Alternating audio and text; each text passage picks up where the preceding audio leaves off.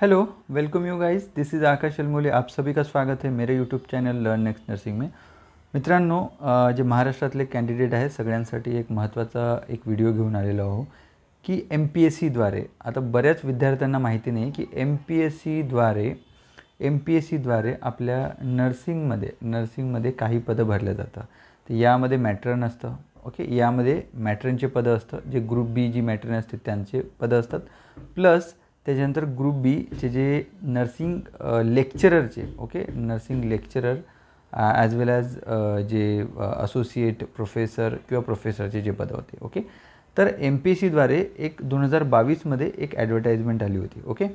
तर त्या ॲडव्हर्टाईजमेंटमध्ये टोटल 8 जागा होत्या, जे की अधिव्याख्याता, सहाय्यक प्राध्यापक म्हणजे शुश्रूषा म्हणजे नर्सिंग सेवा, ओके, महाराष्ट्र वैद्यकीय शिक्षण संशोधन सेवा गट ब म्हणजे DMERमध्ये MPSCद्वारे नर्सिंग लेक्चरर, अधिव्याख्याता म्हणजे नर्सिंग लेक्चरर किंवाच याला असिस्टंट प्रोफेसर म्हणतात, असिस्टंट प्रोफेसर, ओके। तर यासाठी जागा निघाल्या होत्या 2022मध्ये, ओके। जागा होत्या 8, ओके। आता मी ही का सांगत आहे, कारण बरेच आपल्या DMERमध्ये आता MSc झालेले कॅन्डिडेट लागलेले आहे, ज्यांना 5-5 वर्षाचा 10-10 वर्षाचा एक्सपिरियन्स आहे, ओके, म्हणजे टीचिंगचा एक्सपिरियन्स आहे, आउटसाईड त्यांनी काम केलेलं आहे, मे बी किमान 2, 3, 4, 5 वर्षाचा अनुभव आहेच बऱ्याच विद्यार्थ्यांना, ओके। आणि बरेच विद्यार्थी आपले BSc झालेले, BSc नर्सिंग झालेले सुद्धा कॅन्डिडेट यामध्ये आहेत, ओके। आता BSc नर्सिंग झालेले जे कॅन्डिडेट आहेत त्यांनासुद्धा ट्यूटरविषयी बरीच कुतूहलता आहे की नाही बाबा, ट्यूटरच्या वॅकन्सी कधी येणार आहे, तर सगळं मी ह्या व्हिडिओमध्ये सांगणार आहे। जे लोक ऑलरेडी DMERमध्ये वर्किंग आहे, जे लोक प्रायव्हेटमध्ये as a nursing tutor, nursing lecturer म्हणून काम करत, सगळ्यांसाठी हा व्हिडिओ खूपच महत्त्वाचा आहे, ओके। तर ही ॲडव्हर्टाईजमेंट आली होती, ह्या ॲडव्हर्टाईजमेंटमध्ये आता मेरिट लिस्ट लागलेली आहे, ओके, आता मेरिट लिस्ट लागलेली आहे, ओके। तर हे मेरिट लिस्ट पण मी तुम्हाला दाखवणार आहे की कशा पद्धतीची एक्झाम होते, कसं सिलेक्शन होते, कुणाला प्राधान्य दिलं जातं, सगळं यामध्ये सांगणार आहे। तर प्लीज व्हिडिओला लाईक करा, मॅक्सिमम शेअर करा आणि तमाम आपल्या महाराष्ट्रातल्या जे विद्यार्थी आहे नर्सिंगचे, जे MSc झालेले, BSc झालेले, PhD झालेले जे कॅन्डिडेट आहे, सगळ्यांपर्यंत हा व्हिडिओ पोहोचवा, जेणेकरून नेक्स्ट जेव्हा ॲडव्हर्टाईजमेंट येईल त्यावेळी तुम्ही एक जागृती निर्माण होईल तुमच्यामध्ये, तुम्हाला माहिती पडेल की कसं करावं लागतं, काय एक्झाम असते, कशा पद्धतीने अभ्यास करावं लागतं, सगळं मी यामध्ये सांगणार आहे। हे तर ग्रुप बी पोस्ट होती, MPSCद्वारे भरली गेलेली पोस्ट, ओके। अजूनही हे प्रोसेसमध्ये आहे, याचा रिझल्ट आत्ता आलेला आहे। यानंतर आता डॉक्युमेंट व्हेरिफिकेशन करून त्यांना मग त्या प्रत्येक ठिकाणी जिथे हे वॅकन्सी होत्या ऑल ओव्हर महाराष्ट्र, ओके। आता किती मेडिकल कॉलेजेस, सगळ्यांना 6 BSc नर्सिंग कॉलेजेस आहे, ओके, 6 BSc नर्सिंग कॉलेजेस आहे आणि DMERच्यामध्ये 6 BSc नर्सिंग कॉलेज आणि DMERमध्ये GNM कॉलेजेससुद्धा आहे। लगभग याच्यामध्ये मी तुम्हाला काही दिवसानंतर हे किती कॉलेज आहे ते पण मी सांगून देणार नेक्स्ट व्हिडिओमध्ये माझ्या, ओके। सध्या आपण BSc नर्सिंगविषयी विचार करू। 6 BSc नर्सिंगचे कॉलेज आहे, तिथे ह्या लोकांचं सिलेक्शन होणार, ह्या लोकांचं काय होणार आहे, अपॉइंटमेंट होणार आहे, कारण ही ग्रुप बीची पोस्ट होती, MPSCची पोस्ट होती आणि हे BSc नर्सिंग कॉलेजेससाठीच होती, ओके।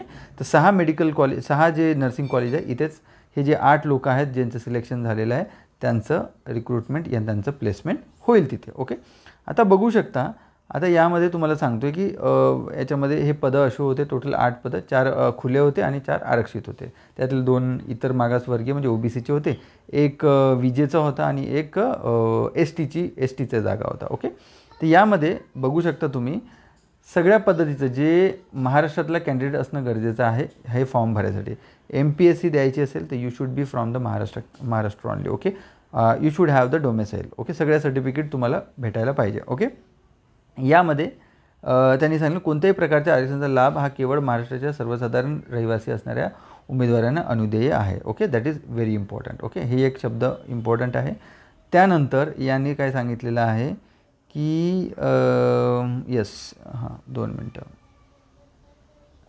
हां, ओके। वेतन श्रेणी, आता जर सगळ्यांना कुतूहलता आहे की सर पगार किती भेटतो, तर वेतन श्रेणी तुम्ही लक्षात ठेवायचं, हे 2022मध्ये जेव्हा रिक्रुटमेंट आली होती त्यावेळी, बट आता वेतन श्रेणी चेंज झालेली आहे, लक्षात ठेवा। जर याची वेतन श्रेणी आता म्हणजे अधिव्याख्याता, सहाय्यक येतं,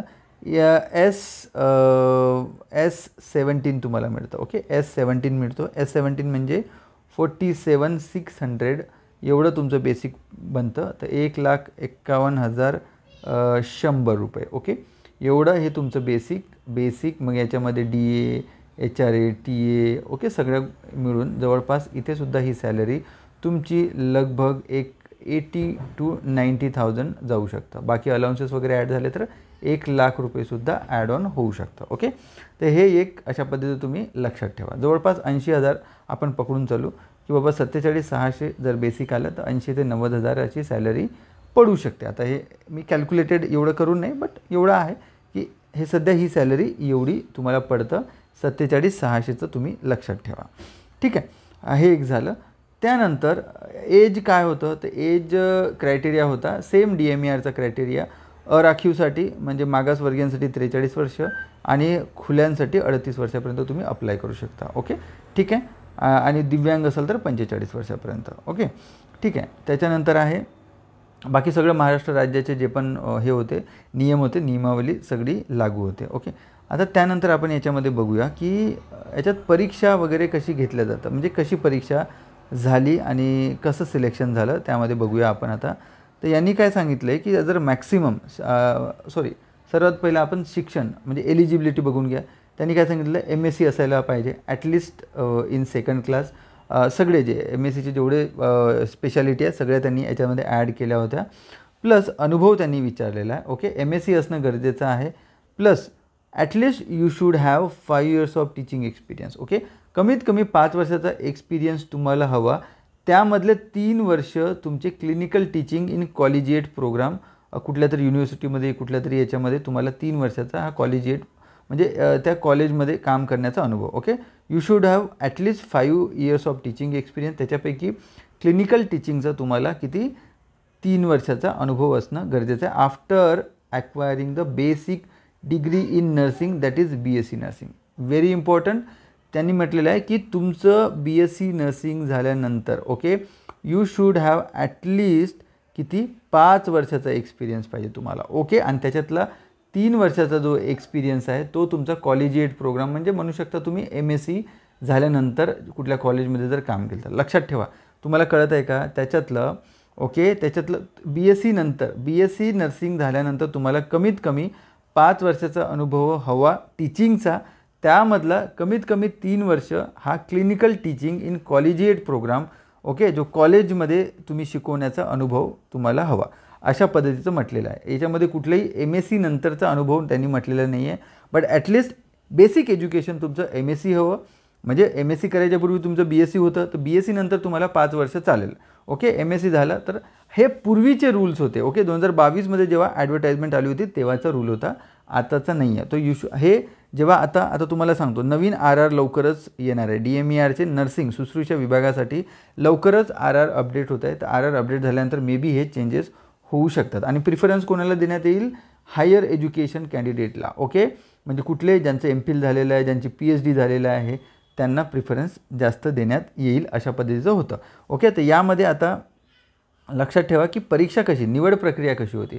तर निवड प्रक्रिया अशी होती की बाबा याच्यामध्ये किमान हे बघा याच्यामध्ये किमान अर्हता. ओके, त्याच्यानंतर आहे जाहिरातीत अनुसरून प्राप्त संख्या आयोगाच्या याच्या प्रमाणापेक्षा जर जास्त असेल तर अर्ज केलेल्या सर्व पात्र उमेदवारांना मुलाखतीत घेणे सोयीस्कर नसल्यास मुलाखतीसाठी उमेदवारी संख्या मर्यादित करण्याच्या दृष्टीने जाहिरातील नमूद शैक्षणिक अर्हता अनुभव यापेक्षा अधिक शैक्षणिक अर्हता अनुभव अन्य निकष याद्वारे अथवा चाळणी परीक्षेतून मुलाखतीत प्राप्त संख्या करण्यात येईल. ओके, बघा म्हणजे चाळणी परीक्षा घेण्याचे निश्चित झाल्यास अनुभव शिथिल केला जाणार नाही. ओके, तर याच्यामध्ये सरळ म्हटलं की बाबा जर जास्त कॅन्डिडेट आले तर याच्यामध्ये CBT होणार. तर हे CBT झाली होती. ओके, याची CBT झाली होती.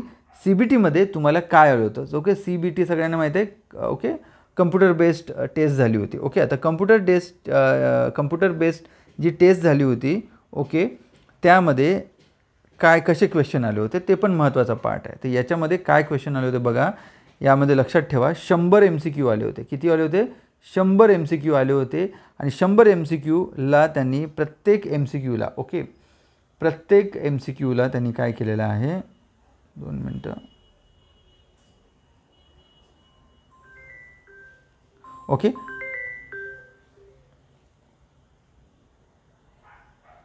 येस 100 MCQ आले होते आणि 100 MCQ पैकी त्यांना प्रत्येक एक MCQला किती होते 2 मार्क्स होते राईट याला. ओके. आणि प्रत्येक निगेटिव्ह याच्यामध्ये निगेटिव्ह होतं तर निगेटिव्ह MCQसाठी त्यांनी 0.5 मार्क्स काय केले होते निगेटिव्ह ठेवले होते. ओके. 2 मार्क प्रत्येक MCQला, एक रॉंग झाला तर 0.5 मार्क्स तुमचे कमी होतील. ओके. ठीक आहे. यामध्ये त्यांनी काय केलं होतं प्रत्येक याच्यासाठी 10 MCQ दिले होते. आता बघा लक्षात ठेवा. ओके. सॉरी प्रत्येक सब्जेक्टचे, आता प्रत्येक सब्जेक्टचे त्यांनी किती 10 MCQ ठेवले होते. जसं की OBGY. ओके.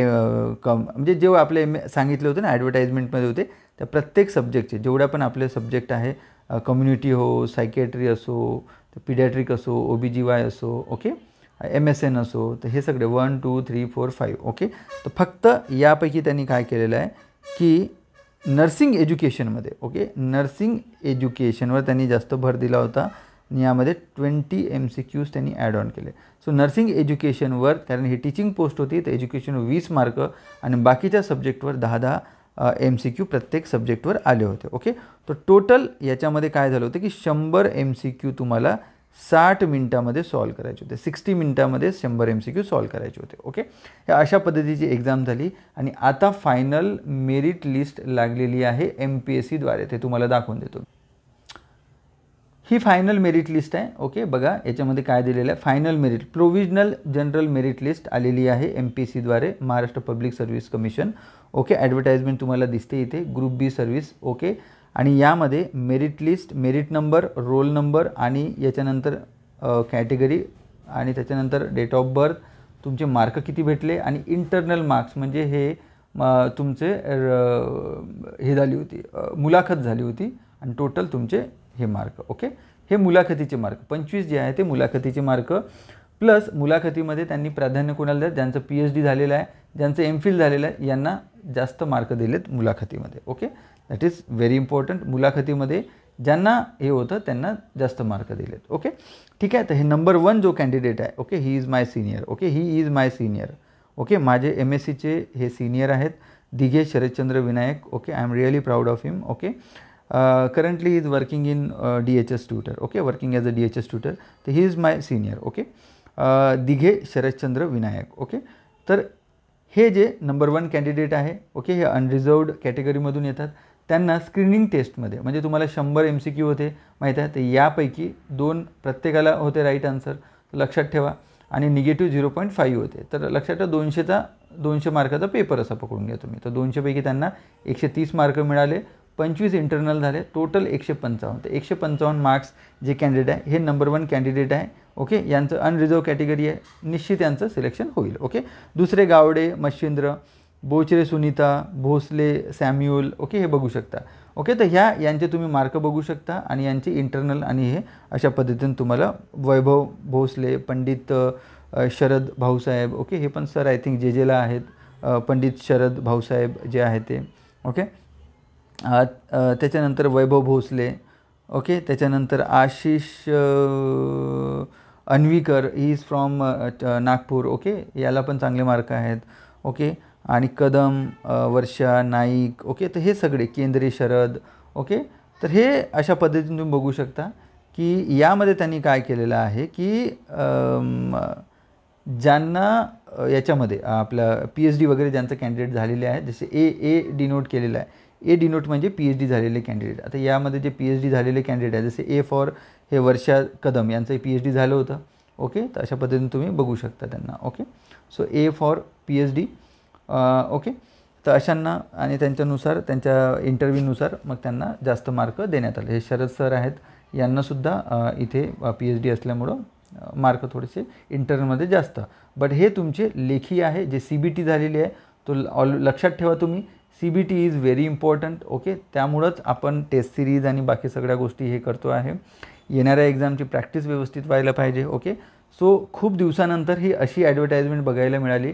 ओके. दॅट्स मला असं वाटलं की जे तमाम आपल्या महाराष्ट्रातले जे कॅन्डिडेट आहे, ज्यांचे MSc झालेलं आहे, BSc झालेलं आहे आणि बऱ्याच लोकांना as a tutor, as a lecturer, as a professor DMERमध्ये असो की DHSमध्ये असो काम करायची इच्छा आहे, तर त्या सगळ्यांना मी सांगू इच्छितो की हे अशा पद्धतीची MPSCची एक्झाम असतं.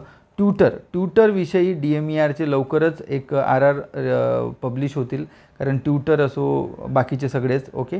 आणि DHSमध्ये आत्ताच एक्झाम झाली होती, एक्झाम होऊन तिथेसुद्धा काही केसेस वगैरे झाल्या होत्या आणि मग हे झालं ओके. सर ट्यूटरसाठी फक्त BSc nursing is mandatory, but आता मी ऐकलं आहे नवीन RRनुसार MSc नर्सिंग त्यांनी कंपल्सरी केलेलं आहे DHSमध्ये ओके. तर मे बी DMERमध्ये सुद्धा MSc नर्सिंग कंपल्सरी करू शकतात, बट होप सो. बघूया आपण काय होतं, RR आल्यानंतर आपल्याला कळेल. तर मी लवकरच नवीन जे RR आहे DMERचे असो DHSचे असो ते लवकर घेऊन तुमच्यासमोर येणार ओके. सगळ्यांना निवेदन आहे, अभ्यास करा, पुढे जावा, भविष्यामध्ये प्रगती करा ओके. धन्यवाद. लवकरच भेटूया पुन्हा नव्या व्हिडिओसोबत. तोपर्यंत धन्यवाद. जय हिंद. Good night.